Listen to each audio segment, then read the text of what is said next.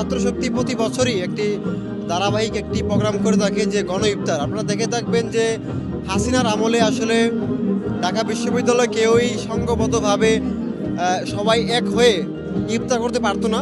সেই জায়গা থেকেই, সেই হাসিনার সেই চোখরাঙানির জায়গা থেকেই ছাত্রশক্তি তখন হচ্ছে হাসিনার সেই এই এই তাদের যে ফেসিবাদী যে অবস্থা ছিল, যে মানুষজন ক্যাম্পাসে একসাথে হয়ে তারা নাচ গাইবে, গজল গাইবে, ইফতার করবে। তো সেই জায়গা থেকে ছাত্রশক্তি প্রতি বছরই এটা বলা হয় যে ফেসিবাদের শিকল থেকে আমরা বেরিয়ে এসে মানুষকে নিয়ে দেখবেন যে ঢাকা বিশ্ববিদ্যালয়ের অনেক শিক্ষার্থী যারা আসলে পরিবার থেকে দূরে থাকে, বিভিন্ন কারণে ওদের বাড়িতে যাওয়া হয় না, অনেকে চাকরি পরীক্ষা, পড়াশোনা পরীক্ষা, এবং সবাইকে নিয়ে আমরা যেটা আনন্দ ভাগাভাগি পরিবারের মতো, আমরা এখানে সবাই পরিবারের মতো।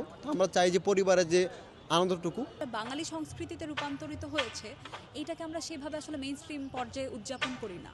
একটা রাজনৈতিক সংগঠন হিসেবে আমাদের দায়িত্ব এই জিনিসগুলোকে তুলে ধরা। ঠিক সেই জায়গা থেকে আমাদের আজকের আয়োজন। এবং আপনারা জানেন যে ফ্যাসিবাদী আমলে একটা গণ ইফতারকে কেন্দ্র করে কিন্তু ক্যাম্পাসে নিষেধাজ্ঞা দেওয়া হয়েছিল।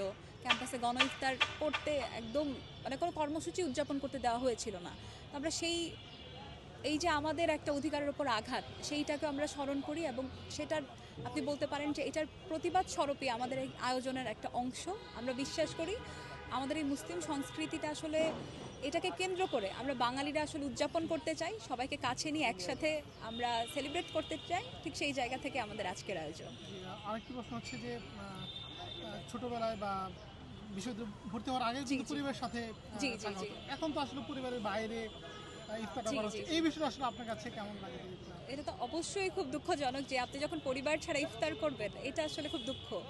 কিন্তু এই ক্যাম্পাসে যখন আমরা পরিবার ছেড়ে নিজেদের আরেকটা পরিবার এখানে বানিয়েছি, তো সেটাকে নিয়ে যখন আমরা এরকম সেলিব্রেট করি, আমার মনে হয় যে আমাদের ভালো লাগে।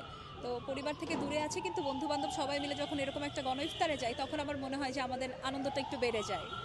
তো আমাদের আজকের এই আয়োজনটাও ঠিক সেরকমই, আমরা চাই সবাই মিলে আমরা উদযাপন করব।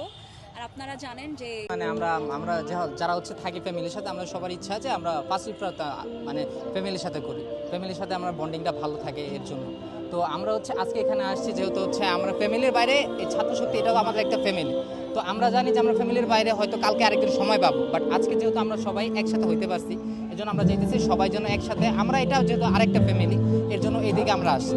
কারণ আমরা হচ্ছে সবাই এক একজন এক এক দিকে ব্যস্ত থাকি, সবাই একসাথে হইতে পারি না। বাট ফ্যামিলির সাথে হয়তো আমি কালকে সময় দিতে পারবো, নাহলে থার্ড রোজায় আমি টাইম দিতে পারবো। বাট এখানে আমার ভাই যারা আছে সিনিয়র জুনিয়র সবাই মিলে হচ্ছে নেক্সট টাইম হচ্ছে হয়তো সবাই একসাথে হইতে পারবো। এই জন্য আজকে যেহেতু একটা আয়োজন করা হয়েছে, এর জন্য আমি মানে বেটার মনে করছি যে আমি আমার ফ্যামিলি থেকে এখানে, যেহেতু আমি সেকেন্ড ফ্যামিলি মনে করি ছাত্রশক্তিকে, এর জন্য এখানে আসছি। আসলে বিশ্ববিদ্যালয় জীবনে আমরা যখন পদার্পণ করি তারপরে থেকেই দেখা যায় যে কখনো রোজার সময়টা আসলে প্রথম ইফতার বা প্রথম সেহরি পরিবারের সাথে করা হয়ে ওঠে না। সেই জায়গা থেকে বিশ্ববিদ্যালয়ে আমাদের আসলে এরকম কিছু সার্কেল তৈরি হয়ে যায় যারা আসলে ওই পরিবারের মতো একটা ভূমিকা পালন করে। তো আমাদের সংগঠনটাও আসলে আমাদের কাছে ঠিক সেরকমই একটা জায়গা। সেই জায়গা থেকে আজকে জাতীয় ছাত্রশক্তি কেন্দ্র আসলে এই উদ্যোগটা নিয়েছে গণ ইফতার মাহফিল আয়োজনের। আর এর আগেও বিগত সময়ে আসলে আমরা দেখেছি যে ইফতার মাহফিল আয়োজন করার উপরে ফ্যাসিস্ট সরকারের সময় কিছু বাধ্যবাধকতা তারা দিয়ে দিতেন যে আমরা করতে পারবো না। সেই সময়ে আমরা ঢাকা বিশ্ববিদ্যালয়, জাহাঙ্গীরনগর বিশ্ববিদ্যালয় সহ বাংলাদেশের বিভিন্ন বিশ্ববিদ্যালয়ের শিক্ষার্থীরা তারা এই গার্ডসটা দেখিয়েছে যে আমরা গণ ইফতার মাহফিল আয়োজন করব।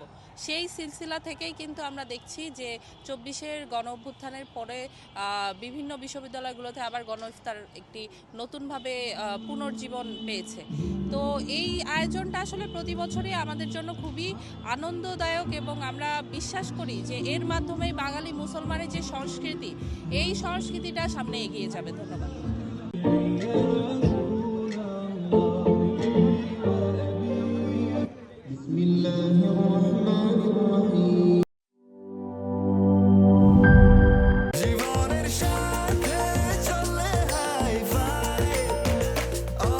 স্বাস্থ্যকর অল টাইম, সব সময় অল টাইম হেলদি লাইফ।